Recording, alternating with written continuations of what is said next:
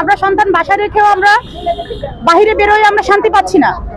আজকে আমার এই বোনটা, সে আমার বয়সে অনেক ছোট ছোট বোন, আজকে তার নিরাপত্তা নেই। আমি যে একজন মা, আমারও নিরাপত্তা নেই।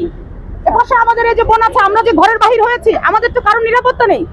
আমরা চাই আইন ব্যবস্থা এতটা কঠোর হোক যে মানুষ নামের হায়নাগুলোর কাছ থেকে যেন নারীরা বাঁচতে পারে। নারীদেরকে বাঁচার জন্য আইন ব্যবস্থা কঠোর করতে হবে এবং আমাদের পুরুষদেরকেও একটু সচেতন হতে হবে যে আজকে আপনি ভালো, বাট আপনার ভাই ভালো না। যারা এই খারাপ কাজগুলো করছে তারা তো কারো না কারোর সন্তান, কারো না কারোর ভাই, কারো না কারোর বন্ধু।